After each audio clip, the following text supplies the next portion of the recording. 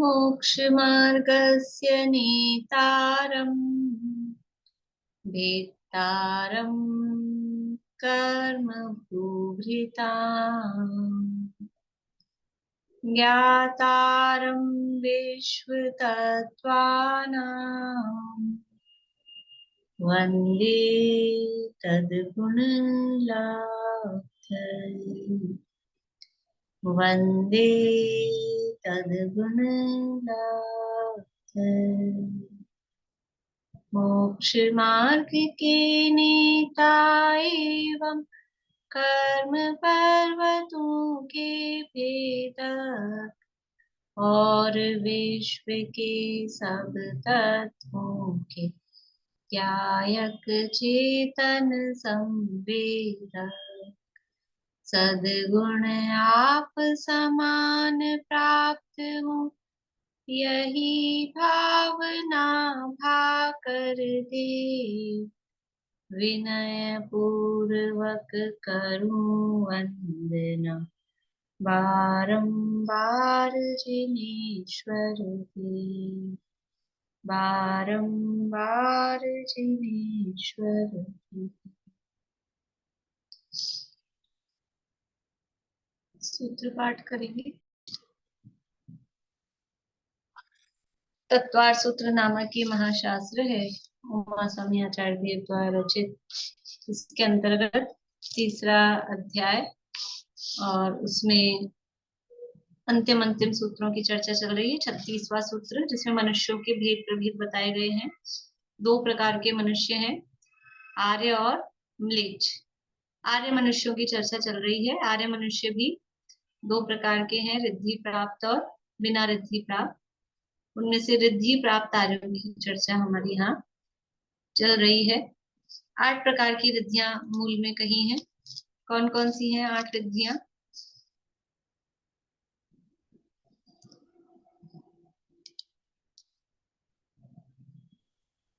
बुद्धि रिद्धि, क्रिया रिद्धि, विक्रिया रिद्धि, तप रिद्धि, बल रिद्धि, रस रिद्धि, औषधि रिद्धि और अक्षीण रिद्धि।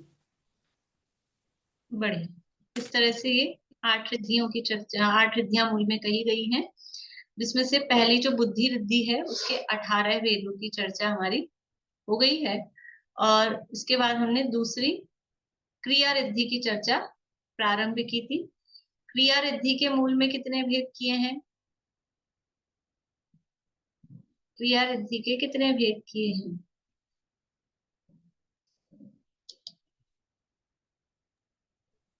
8 9 ऐसे, मतलब कहीं पे 8 कहीं पे 9।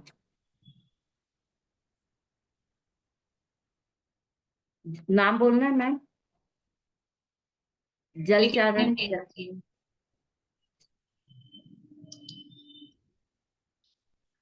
नहीं नहीं, नाम नहीं पूछ रही।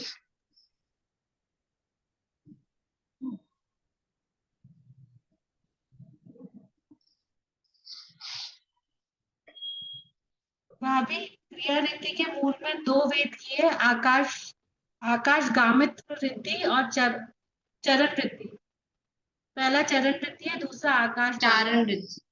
चरण नहीं, चारण। चारण रिद्धि और आकाशगामी रिद्धि, ठीक है।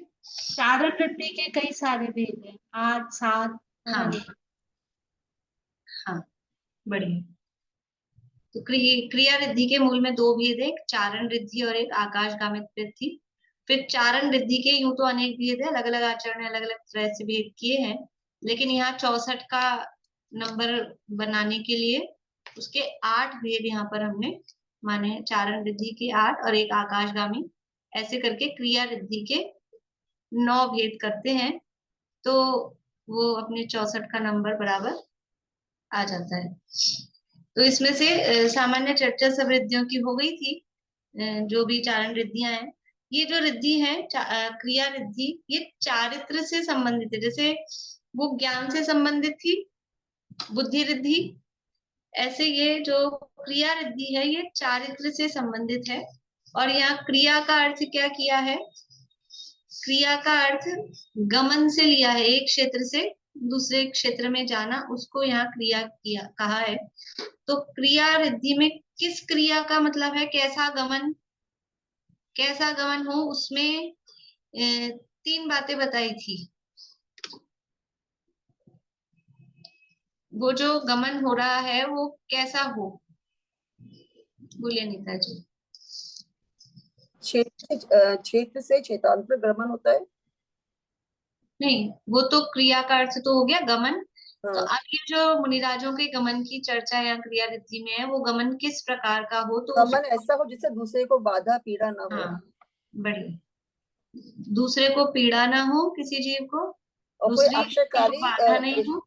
और कोई आश्चर्यकारी विशेषता नहीं हो। हाँ, बढ़िया। और कोई उसमें आश्चर्य होता हो, कोई ऐसी बात जो दुनिया में संभव नहीं दिखती हो, ऐसे असंभव की कल्पना से पूर्ण हो। दीदी मेरा प्रश्न ये आकाशगामिनी और आकाश जो आप बोल रहे हैं वो शब्द सेम है क्या? हाँ, आकाशगामित्व कहो या आकाशगामिनी कहो, एक ही बात है। ये लेकिन वो आकाशगामिनी की विद्या भी होती है, तो वो विद्याओं के भेदों में अलग है, ये यहाँ पे रिद्धि है। ठीक है, बस इतना ध्यान। आकाशगामित्व बोलेंगे इस पे हम। हाँ, गामित्व बोलो, भले ही गामिनी भी बोल दो, लेकिन यहाँ ये रिद्धियों के प्रकरण में उन्हीं राजों को तप आदि के प्रभाव से प्रकट होती है। बाकी विद्याधरों में वो आकाशगामी विद्या वगैरह होती है, जो उसमें आता है अपने अंजन चोर वाली कहानी में, कि वो बैठ के नमोकार मंत्र बोला, छीके में बैठ के, फिर क्या हुआ, जैसे लास्ट वाली रस्सी काटी तो क्या हो गया, उसको आकाशगामिनी विद्या ने झेल लिया, उसको विद्या सिद्ध हो गई। तो वो विद्या अलग है, ये मुनिराजों को तप के प्रभाव से प्रकट होती है। सुमन जी कुछ पूछ रहे हैं? ये वो तीसरा क्या बताया, मतलब ये जो किस प्रकार होती है गमन क्रिया, पीड़ा न हो, बाधा न हो। तीसरा, हाँ, पीड़ा ना हो, बाधा नहीं हो, और कोई असंभव जैसी चीज जिसमें हो, असंभव की कल्पना से पूर्ण हो।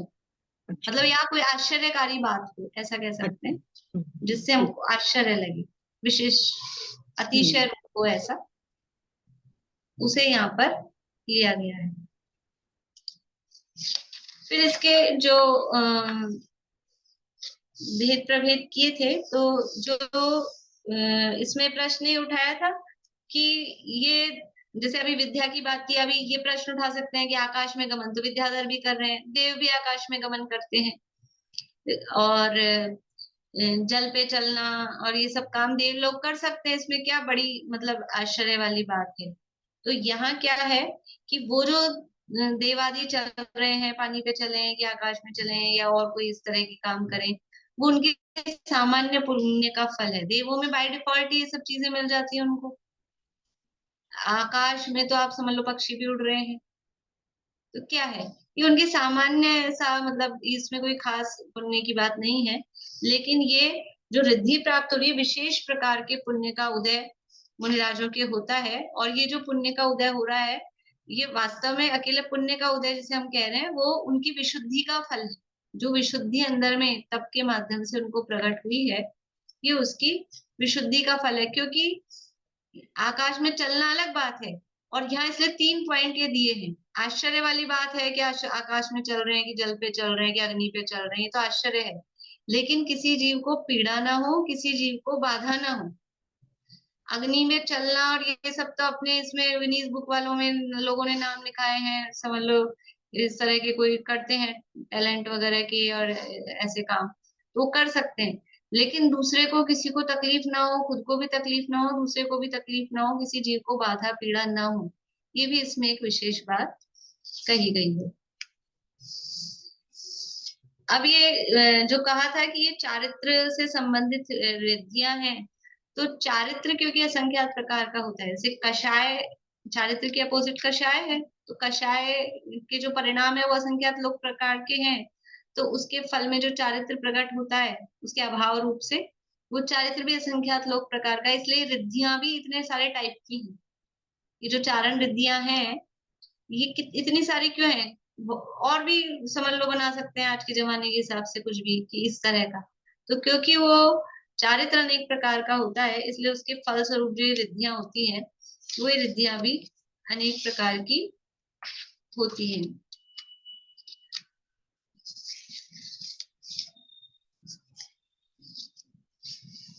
इस रिद्धि के कारण ही ये जो चारण रिद्धि है ना, अपन ने नाम सुने होंगे, मतलब कथाओं में वो मुनिराज चारण रिद्धिधारी मुनिराज थे। चारण रिद्धिधारी मुनिराज आ गए शेर को संबोधन करने, महावीर भगवान के जीव को। कौन आया था? वो चारण रिद्धिधारी मुनिराज आ गए। तो कौन सी चारण रिद्धि थी उनको? कौन सी वाली चारण रिद्धि थी उनको? बोलिए आशा आंटी। ये आकाशगामिनी हाँ, नहीं। वो क्रिया रिद्धि आकाश गामित्व हाँ, जो थी, क्रिया वो रिद्धि। आकाश में इस तरह से आए, तो हाँ। आकाश गामित्व रिद्धि उनको थी। तो ये जो आकाश यानी चारण रिद्धि कॉमन रूप से बोल देते हैं दोनों को। तो ये जो रिद्धि जिनको होती है उनको चौमासे वाला नियम लागू नहीं पड़ता उन रिद्धिधारी मुनिराजों को, क्योंकि चौमासे में एक स्थान पे रहने का जो नियम है, उसका प्रयोजन क्या है कि चौमासे में जीवों की उत्पत्ति अधिक होती है, तो जीवों को बाधा ना हो, विराधना ना हो, इसके लिए मुनिराजों को 4 महीने एक स्थान पर रहने का प्रोविजन, वो प्रावधान रहता है। पर जिनको या इस तरह की रिद्धि है कि वो चाहे जल पे चलें, चाहे पत्र पे चलें, चाहे पुष्प पे चलें, चाहे पृथ्वी पे चलें, लेकिन वो जीवों की विराधना नहीं होती है, तो इसलिए उनके साथ ये चातुर्मास वाला नियम लागू नहीं पड़ता है। एक इसमें चारण रिद्धिधारी जो ऋषि हुए, उनमें अंतिम ऋषि का नाम दिया है सुपार्श्व चंद्र नाम के मुनिराज, वो अंतिम चारण रिद्धिधारी हुए हैं। सुपार्श्व चंद्र, सुपार्श्व चंद्र नाम के मुनिराज अंतिम चारण रिद्धिधारी हुए हैं।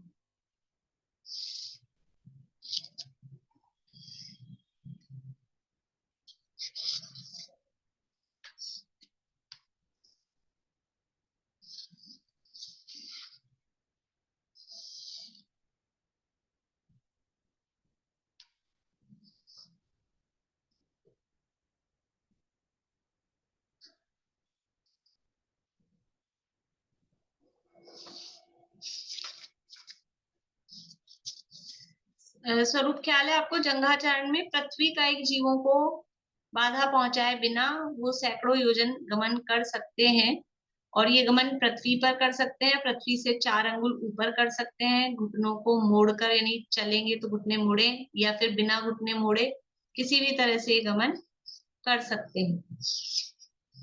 जंघाचारण जो रिद्धि है वो पृथ्वी का एक जीवों की रक्षा के लिए, यानी उनकी विराधना ना हो उसके लिए, तो पृथ्वी पर भी चल सकते हैं। जो विनीता आंटी आप पूछ रहे थे वो विधान की उसमें, कि वो उस पर, उसके ऊपर भी चल सकते हैं, उसको बिना छुए भी चल सकते हैं, दोनों बातें इसमें हो सकती है। लेकिन विशेषता तो ये बतानी है कि उसको छूकर भी चलें, चाहे पत्र हो, पुष्प हो, पृथ्वी हो, जल हो, जो भी हो, लेकिन फिर भी उन जीवों की विराधना या उनको बाधा वहां पर नहीं होती है। ये विशेषता इस रिद्धि की होती है। तो ये जो गमन है उनका, ये गमन अहिंसक है, पीड़ा से रहित है और बाधा से रहित है।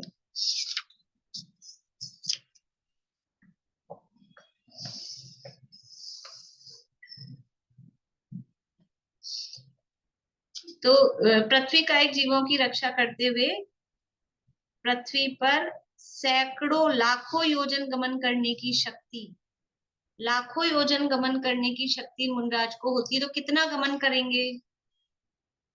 पूरे मध्यलोक में गमन करने की शक्ति है इस रिद्धि के माध्यम से। कितना गमन करेंगे? बोले दीपिका जी। प्रायद्वीप में प्रायद्वीप प्रमाण 45 लाख योजन ही गमन करेंगे। शक्ति बता रहे हैं, शक्ति तो पूरे द्वीप समुद्रों में सब जगह गमन करने की शक्ति है, लेकिन गमन कितना करेंगे कि 45 लाख योजन प्रमाण।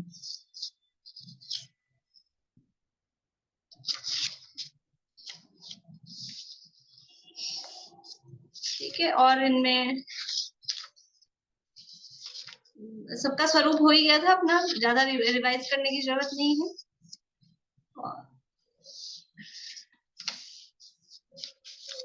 इसमें एक आध बात और, जो कर्म के उदय थे, क्षयोक्षम,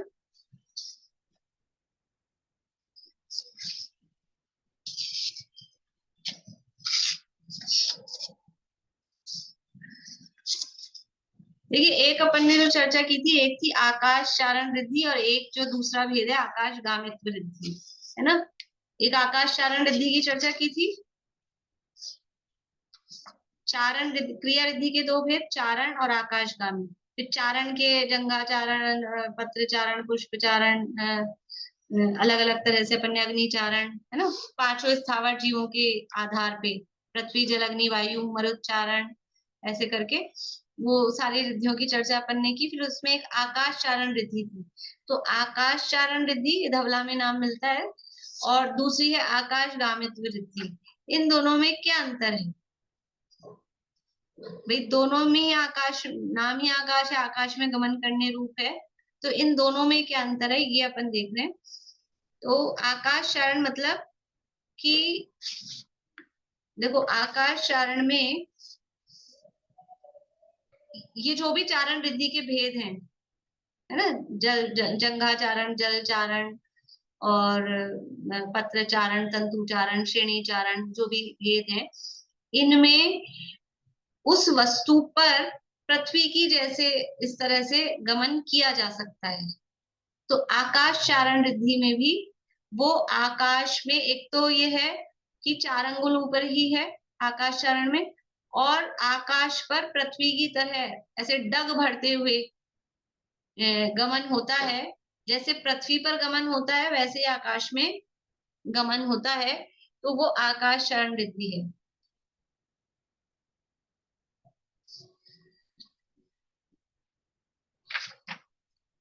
और जो आकाशगामी रिद्धि है, जो दूसरा भेद है क्रिया रिद्धि का, वो विशेष है, वो इससे सुपीरियर है। सुपीरियर कैसे है कि उसमें मतलब किसी भी आसन से, खड़गासन से, पद्मासन से, पैर उठाकर, बिना पैर उठाए, किसी भी तरह से उसमें गमन किया जा सकता है। तो ये इन दोनों में विशेष अंतर है।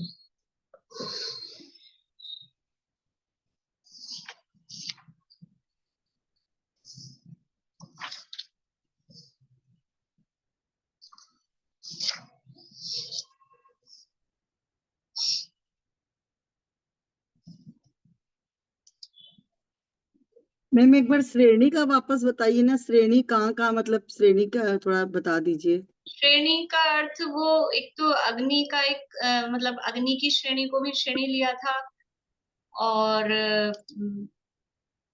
जो ये अपने इस बादलों की वर्षा का पानी आ रहा है तो उसके आधार पे, और नहीं, वर्षा की पानी नहीं, जो तंतुचारण को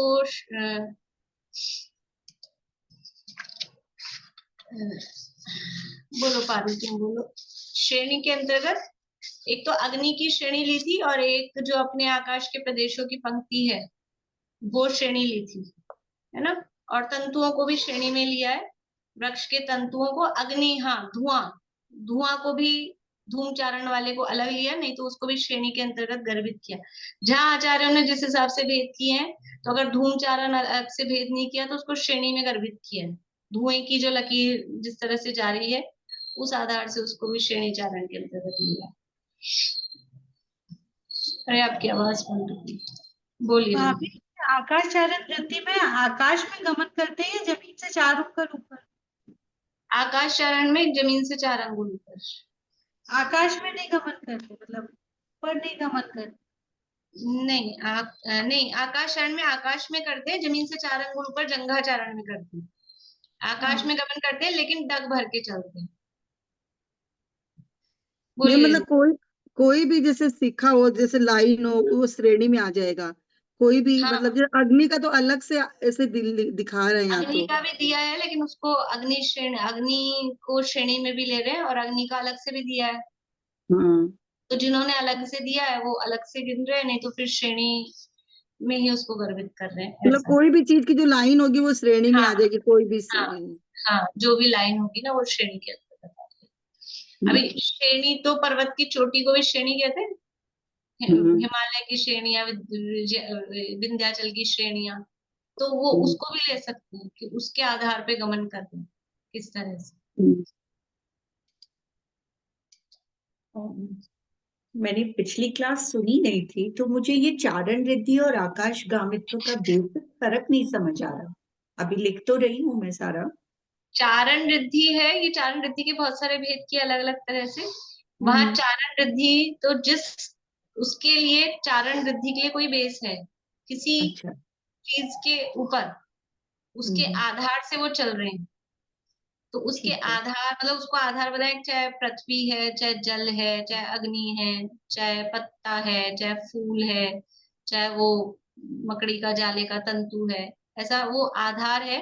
और उस पर आराम से जैसे नॉर्मल जमीन पे चलते हैं वैसा जमीन पे चलते हैं, लेकिन उन जीवों का घात नहीं होता, उनको कष्ट नहीं होता। और ये बड़े आश्चर्य की बात है कि वो ऐसी चीज पे चले, मकड़ी तंतु पर चले और वो तंतु का कुछ ना हो, तो उनका शरीर इस तरह का ऐसा हो जाता है, तब के प्रभाव से शरीर इस तरह का होता है, वो यहाँ रिद्धि के रूप में बताया गया है। ठीक। अब यहाँ ये प्रश्न वही है, ये जो चारण रिद्धियां हैं ये किस कारण से प्रकट होती है? तो सामान्य रूप से सबका कॉमन कारण वही, बोलिए दीपिका जी। अभी आपने कहा कि चारण रिद्धि, आकाश चारण रिद्धि में जमीन से 4 अंगुल ऊपर डग भर के चलते हैं, और फिर आपने अभी उनको कहा कि हाँ, आकाश तो में चलते तो 4 क्या अंगुल ऊपर जंघा चारण में है, आकाश चारण में आकाश में? तो आकाश में गम।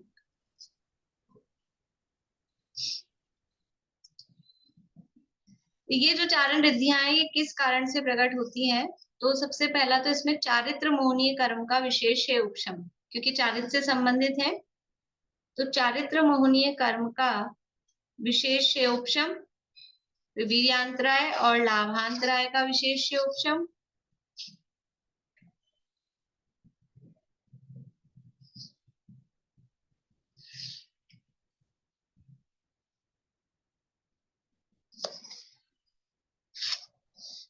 और अंगोपांग नाम कर्म का विशेष उदय, क्योंकि शरीर भी उस तरह का होता है ना हल्का, तो अंगोपांग नाम कर्म का विशेष उदय।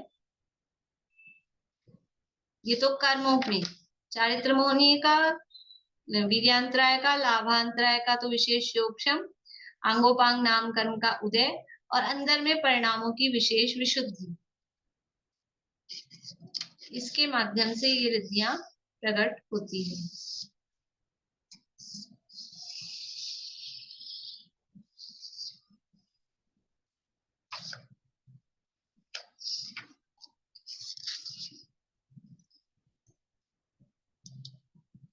भाभी अपन ने पहले क्लास में पढ़ा था कि उसमें वो मतलब आकाशगामी रिद्धि होती है शायद उनको, उसके लिए शुद्ध या केवली के पादपूर में ही होती है और 2 साल का अभ्यास करना पड़ता है, वो ये नहीं है? नहीं नहीं नहीं, वो तो परिहार विशुद्धि संयम के लिए था, परिहार विशुद्धि रिद्धि के लिए नहीं।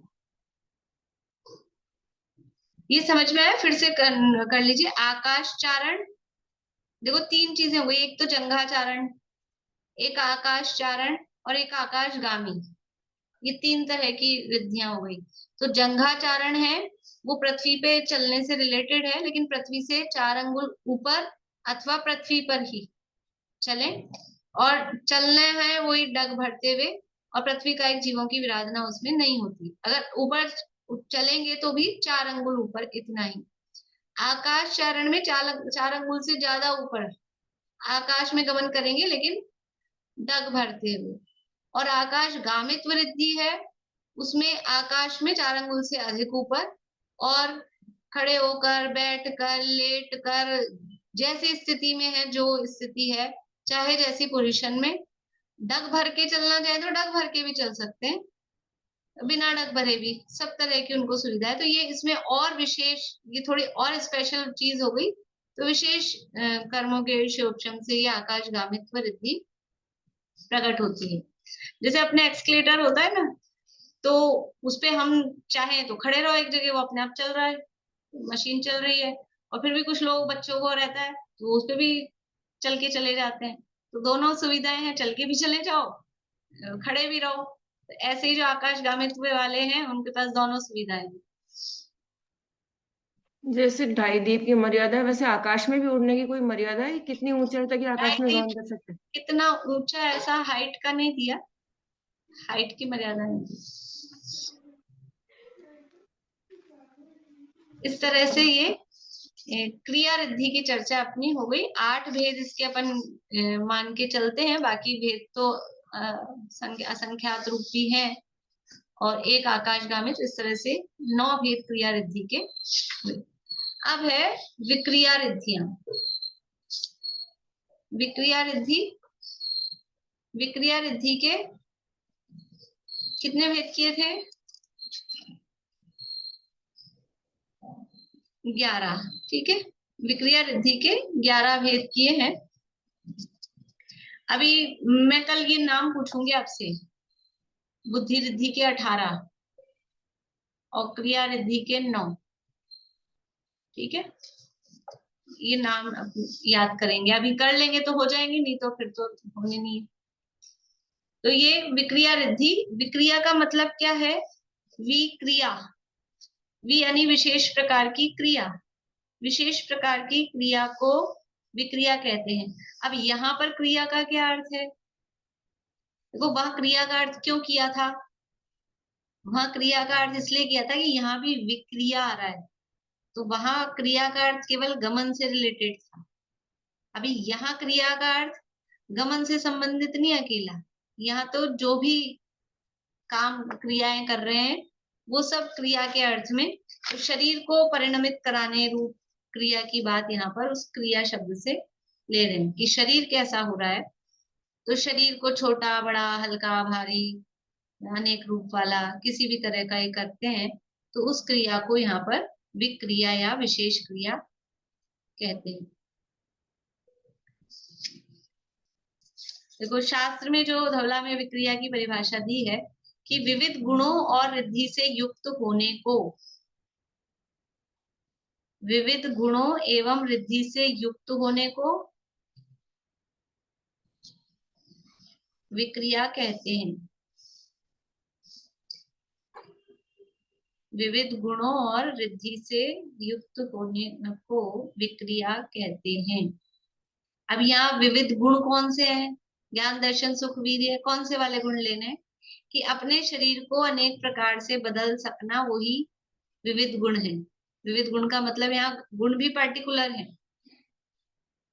ऐसा नहीं कि कौन से गुण कि इनमें सज्जनता है, ईमानदारी है और संतोषी है, ये वाले गुण भी नहीं लेने। अपने शरीर को अनेक प्रकार से बदल सकने रूप गुण को यहाँ गुण कह रहे हैं। तो ऐसे नाना प्रकार के गुण और रिद्धि से सहित होना वो विक्रिया है। विक्रिया रिद्धि के भी अनेक भेद होते हैं, और जैसे अलग अलग ग्रंथों में उसके भी अलग अलग भेद कहे गए हैं। धवला में उसके 8 भेद, छठखंडागम में 8 भेद कहे हैं, और सामान्य रूप से उसके 11 भेद प्रचलित हैं। देखिए नाम कौन कौन से हैं, नाम देख लेते हैं पहले। अणिमा, महिमा, लघिमा, गरिमा। सरल है वैसे याद करना, कुछ कुछ नाम भी होंगे किसी किसी के। अणिमा, महिमा, लघिमा, गरिमा। फिर काम रूपित्व, ईशत्व, वशित्व, ये 4 मामा वाले हैं, फिर 3 त्वय वाले हैं, ठीक है। काम रूपित्व, ईशत्व, वशित्व। फिर है प्राकाम्य प्राप्ति, ये 2 प्रय, प्राकाम्य प्राप्ति। और फिर है अप्रतिघात और अंतर्धान, 2 है अ वाले। याद करने के लिए थोड़ा सा मतलब कुछ क्लू से याद रखें। तो 4 के लास्ट में माँ आएगा, 3 के लास्ट में त्वा आएगा, 2 का प्रारंभ प्र से होगा और 2 का प्रारंभ अ से होगा, ठीक है। अणिमा, महिमा, लघिमा, गरिमा। काम रूपित्व, ईशत्व, वशित्व, प्राकाम्य प्राप्ति, अप्रतिघात और अंतर्धान। इस तरह से ये 11 भेद विक्रिया रिद्धि के हैं। देखिए, जो तीर्थंकर परमात्मा का जो संग होता है, सामान्य रूप से मुनिराजों का जो संग होता है उसको क्या बोलते हैं? उसको बोलते हैं चतुर्विध संग। चतुर्विध संघ बोलते हैं। कौन कौन होते हैं उस चतुर्विध संघ में?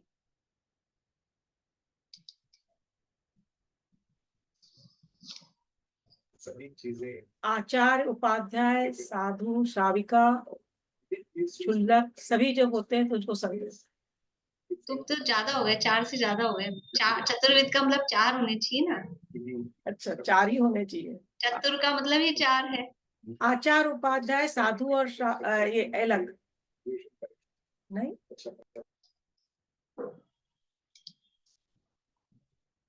बोलिए रुको। दीदी मुनि, आरिका, क्षुल्लक, क्षुल्लिका। हाँ, मुनि, श्राविक, मुनि, आरिका, श्रावक, श्राविका, तो क्षुल्लक क्षुल्लिका बोल सकते। ठीक है, मुनि, आरिका, श्रावक, श्राविका, ये कहलाता है चतुर्विद संघ, मुनि राजों का संघ। वैसे हमने दूसरी तरह से भी देखे हैं, ऋषि, मुनि, यति, अंगार, पर अभी यहाँ मुनि संघ की सामान्य बात है, तो उनका संघ होता है चतुर्विद संघ। तीर्थंकर परमात्मा का भी संघ होता है। वो भी तीर्थंकर परमात्मा मुनि है कि नहीं है? अरे मुनि है कि अरहंत है? मुनि के रूप में भी उनको लिया जाता है। जब मुनिराजों की चर्चा आती है, 6 से 14वें गुण स्थान वर्ती मुनिराजों को नमस्कार करते हैं। 3 कम 9 करोड़ मुनिराजों की जय, तो वहां 6 से 14वें गुण स्थान वर्ती, तो उसमें अरहंत भगवान भी मुनिराजों में आ जाते हैं। और हम बोलते हैं कि नहीं बोलते हैं, परम गुरु हो, जय जय नाथ परम गुरु, तो गुरु बोल रहे हैं उनको। तो तीर्थंकरों को भी गुरुओं के, मुनिराजों के अंतर्गत शामिल कर लेते हैं। तो तीर्थंकरों का जो संघ है वो होता है सप्तविध संघ। मुनिराजों का संघ चतुर्विध संघ होता है, और तीर्थंकरों का संघ सप्तविध यानी 7 प्रकार, विध यानी प्रकार, सप्त यानी 7, 7 प्रकार का संघ होता है। कौन कौन होते हैं उनके संघ में? पहला है केवल ज्ञानधारी या केवली।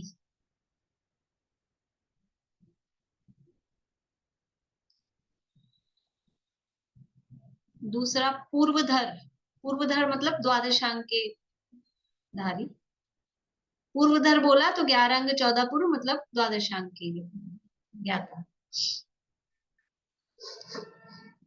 केवली, पूर्वधर, फिर है शिक्षक, तीसरे नंबर पे शिक्षक।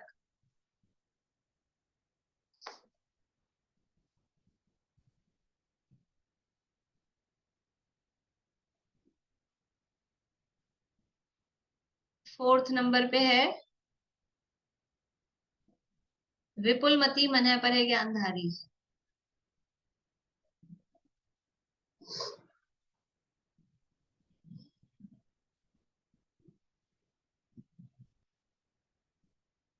फिर है अवधि ज्ञानधारी।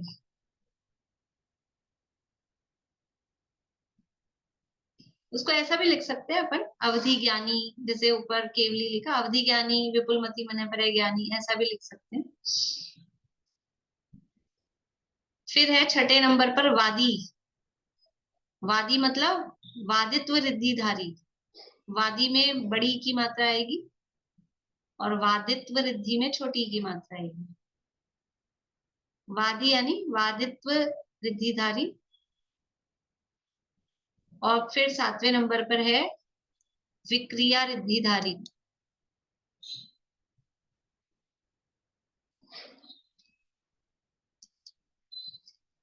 इस तरह से ये तीर्थंकर भगवान का संघ 7 प्रकार का होता है। आप कोई भी पुराण पढ़ेंगे ना, 24 तीर्थंकर पुराण उठा के देखिएगा जिनके पास हो, तो जब केवल ज्ञान कल्याणक वाला मतलब जो उसमें प्रकरण होगा, केवल ज्ञान होने के बाद में समोषण का वर्णन, मतलब दिव्य ध्वनि की कुछ बात होगी, फिर उसके बाद में उनके समोषण में इतने केवली, इतने पूर्वधर, इतने शिक्षक, इतने वादी, इतने विक्रिया रिद्धिधारी, ऐसा वो संख्याएं दी है सब तीर्थंकरों, क्योंकि वो उनका संघ चतुर्विद संघ होता है। तो ये बताना था कि विक्रिया रिद्धिधारी भी उनके संघ का एक पार्ट है, इसलिए यहाँ पर ये बात बताई। जैसे वादी पढ़ा कि नहीं अपन ने, वादी, वादित्व रिद्धिधारी पढ़े, तो इतने वादी, ऐसा वादी का मतलब ऐसा नहीं वो कोर्ट में केस करने वाले ये वादी और प्रतिवादी ये वो वाले अर्थ तो वही है, वादी मतलब वाद करने की शक्ति। लेकिन ऐसा नहीं कि किसी ने केस ठोक दिया भगवान पे, ये वादी आ गए और फिर प्रतिवादी आ गए, ऐसा नहीं है। मैम ये शिक्षक में किसको लिया? शिक्षक में उपाध्यायों को लेते हैं मुख्य रूप से।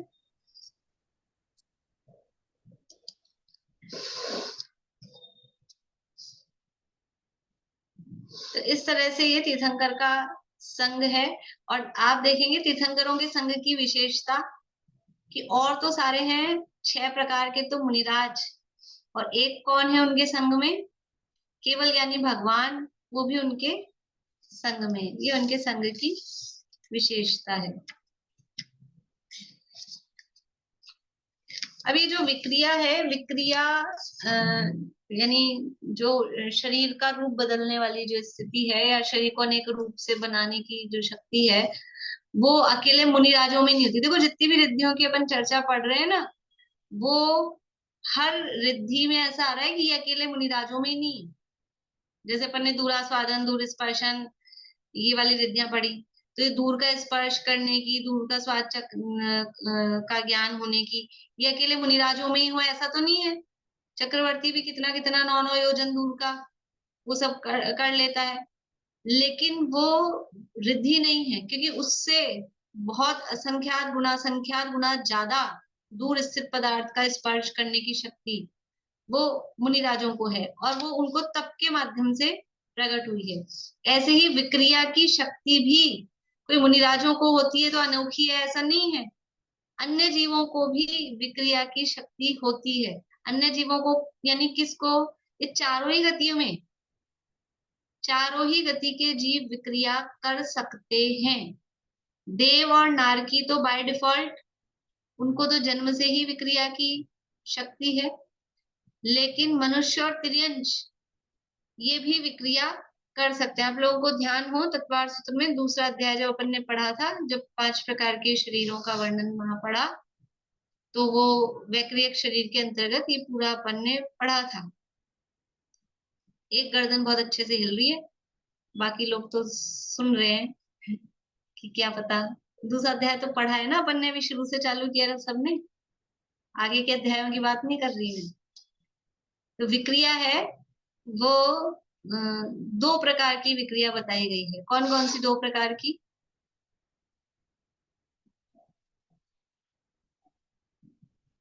बोली ललतेश जी।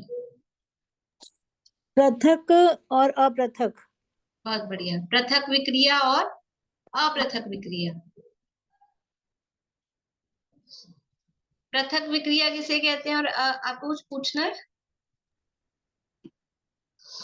अरे राम,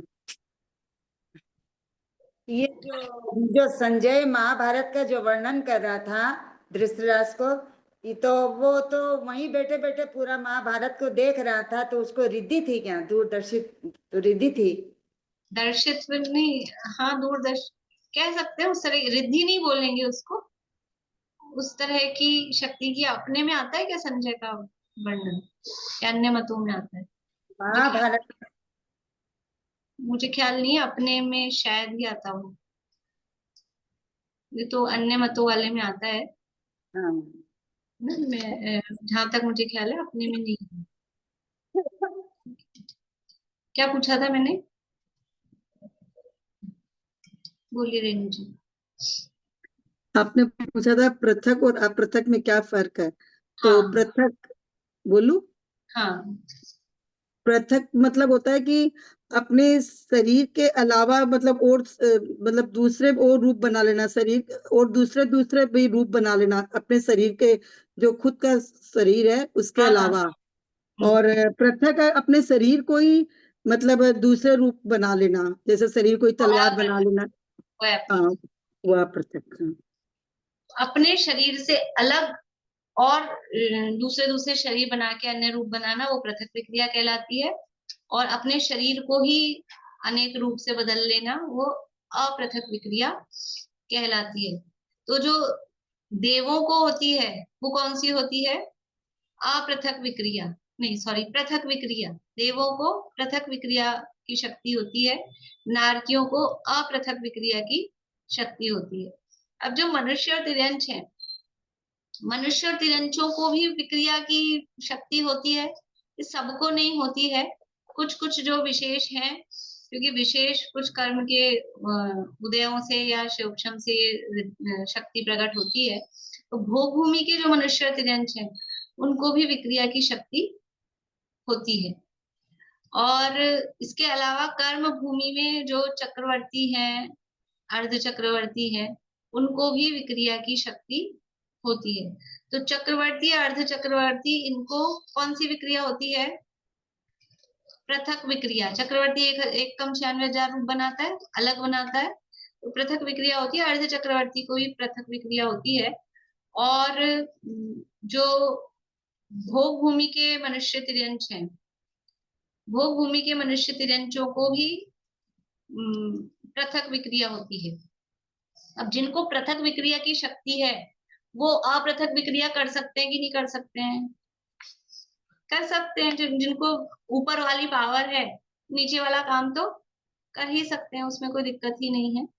तो देव, चक्रवर्ती, अर्ध चक्रवर्ती और भोग भूमि के मनुष्य तिर्यंच, इनको अपृथक नहीं, इनको पृथक विक्रिया होती है। और नारकी और कर्म भूमि के अन्य कोई सामान्य मनुष्य तिर्यंच जिनको विक्रिया की शक्ति हो, उनको अपृथक विक्रिया होती है। इस तरह से इसके अलावा जो अग्निकायिक और वायुकायिक जीव हैं, उनमें भी विक्रिया की शक्ति, अपृथक विक्रिया की शक्ति कही गई है। वो भी जो विस्तार वो प्राप्त होते हैं, फैलते हैं, वायु यानी तूफान इत्यादि रूप से, अग्नि है वो बहुत अधिक लपटों के मतलब भड़कती है ना, जो उस रूप में, उसको भी विक्रिया की शक्ति उनको कहा गया है। तो इस प्रकार से ये विक्रिया 2 प्रकार की है। अब ये विक्रिया का सामान्य स्वरूप हुआ। अब जो रिद्धियों की चर्चा है, वो रिद्धियों की चर्चा अपन कल से प्रारंभ करेंगे।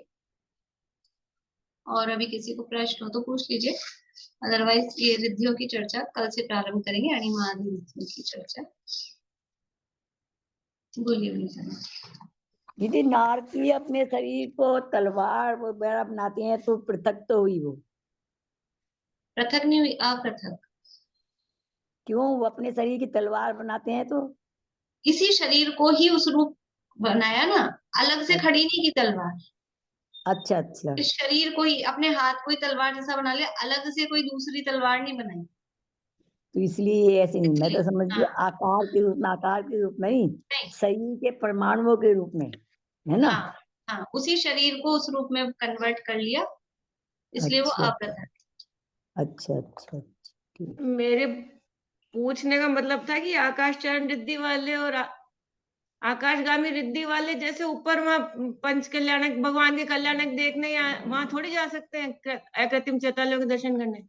जा सकते हैं। इतनी रिद्धि होती है? क्योंकि वहां आता ना, सुर नर चारण वंदन आवे, पूजा में ही आती है ना ये बात। तो चारण रिद्धि हरि मंडराज वो अकृत्रिम चिन्हालयों के दर्शन करने सुमेरु पर्वत पे जा सकते हैं। तो उसमें ये है कि आकाश गामित्व रिद्धि को लेना चाहिए, वो थोड़ी विशेष है, उसको उसमें ले लेना चाहिए। वो जैसे रामायण में आता है, वो मारीच हिरण का रूप धर लेता है, तो वो ये हुई है। हाँ, वो अन्य मतों वाले में आता है, लेकिन उसको हाँ अपृथक रूप से ले सकते हैं। अपृथक ही हुई, पृथक तो नहीं हुई। हाँ, अपने में नहीं आता वो सोने का हिरण वाली बात, अपने अपने में नहीं आती है, हाँ, उनमें आती है, लेकिन वैसी अगर है शक्ति हाँ, तो वो उस तरह से ले सकते हैं, वही वही अपृथक। ले सकते। दीदी, त्रियंचों को कैसे, नहीं समझ में आया, त्रियंचों को कैसे रिद्धि प्राप्त होती है? उनके तो मतलब वो तब कैसे करते हैं?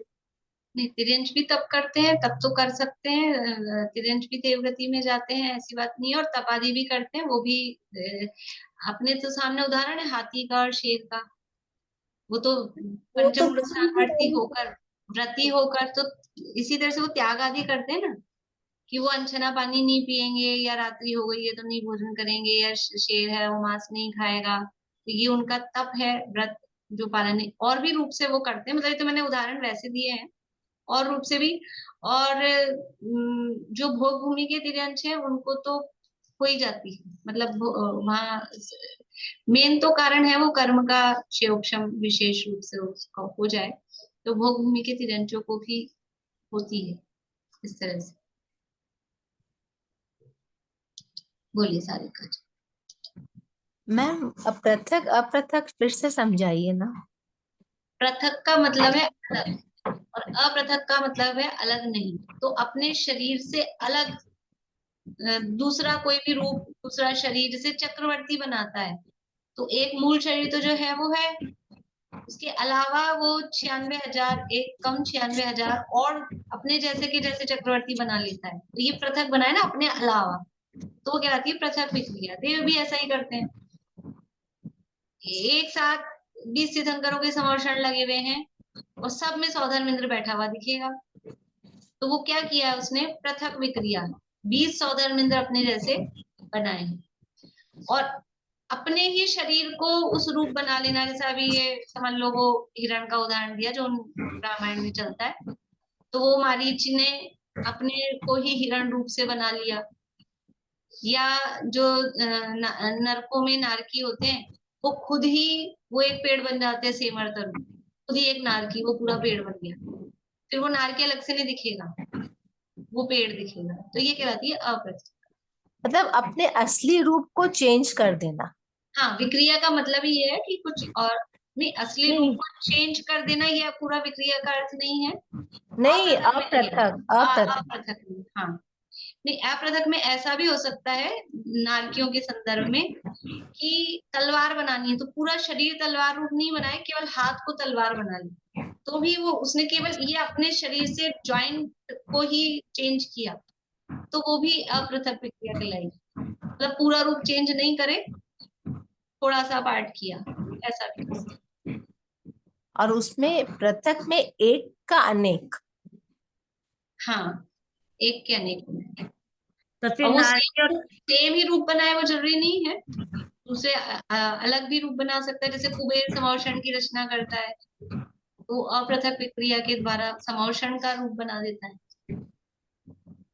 तो नारकियों में तो सिर्फ अपृथक विक्रिया ही होती होगी ना फिर? हाँ हाँ। और वहां पे जो व्यंतर जाति के देव है, वो भी विक्रिया कर सकते हैं? वो तो नारकी नहीं ना, वो तो देव है, तो देवों को तो पृथक विक्रिया की शक्ति है। दोनों पृथक दोनों ही कर सकते हैं। सारिका जी आपका हो गया पूरा? हाँ मैम। ठीक। जिनवाणी स्तुति।